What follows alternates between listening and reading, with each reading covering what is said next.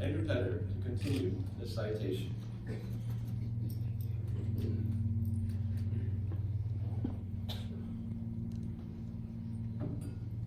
Thank you, President Ono, Your Highness, Your Honor, Premier, Madam Chancellor, honored guests. As with UBC, Simon Fraser University is committed to the values of education, pluralism, and global citizenship as drivers of social betterment. But SFU's association with the example of His Highness the Aga Khan also relates to two other dimensions. First, SFU aspires to be Canada's most community-engaged research university for the benefit of our students and of the communities we serve. And I can think of no better demonstration of the value of community engagement than that exemplified by the Aga Khan Development Network. Second, we at SFU have committed ourselves to marshalling university resources to build social capital and to promote community betterment, goals that have been evident in the Aga Khan's priorities for more than half a century. The advancement of education by the AKDN is perhaps the most obvious illustration of this priority. The AKDN engages more than 2 million learners a year, including 750,000 in early childhood development and more than 1 million at the elementary and high school levels through the Aga Khan schools and the Aga Khan academies.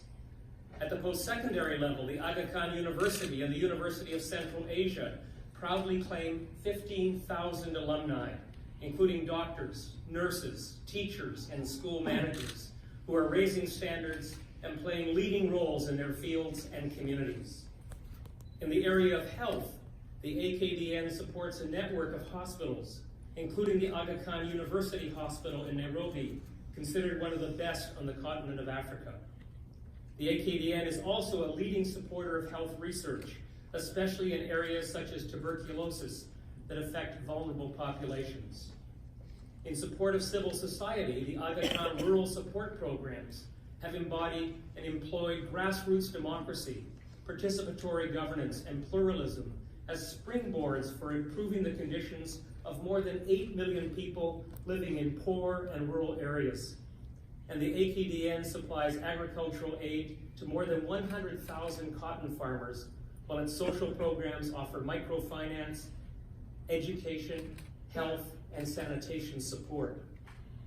In the category of humanitarian assistance, the AKDN is often one of the first on-the-ground responders after a natural or human-caused disaster, and one of the last to leave, working on long-term redevelopment for the benefit of those affected.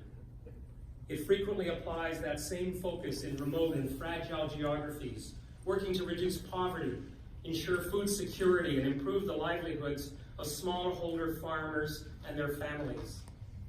Also in the realm of social infrastructure, the Aga Khan Trust for Culture has shown how culture can be a catalyst for improving the quality of life.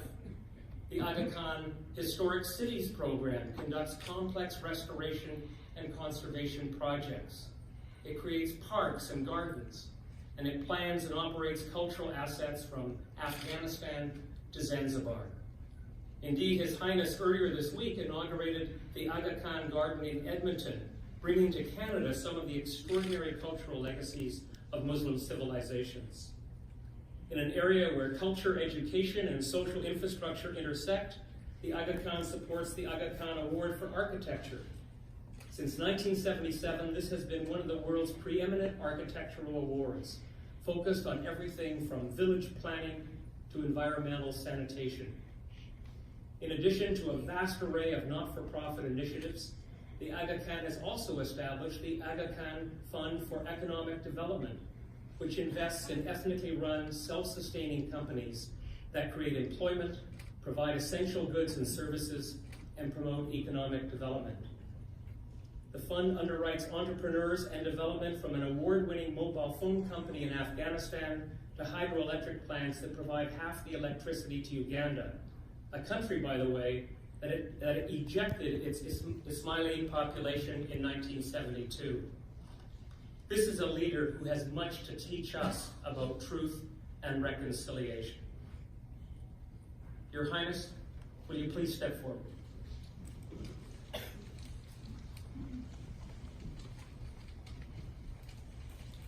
And so we say, in looking to this remarkable record and in celebrating the alignment of our values, it is clear that His Highness the Aga Khan is richly deserving of the honors we bestow today. And we, in turn, are profoundly honored to be in association with His Highness and the honors that we provide to our two institutions.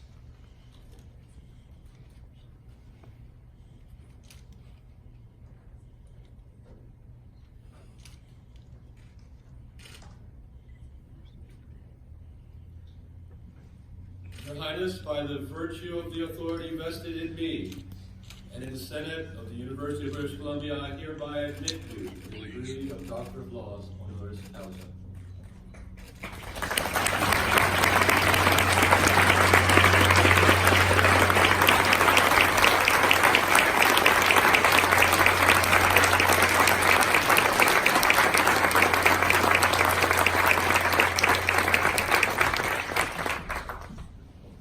And, Your Highness, by virtue of the authority vested in me and in the Senate of Simon Fraser University, I do hereby admit you to the degree of Doctor of Laws, honoris causa.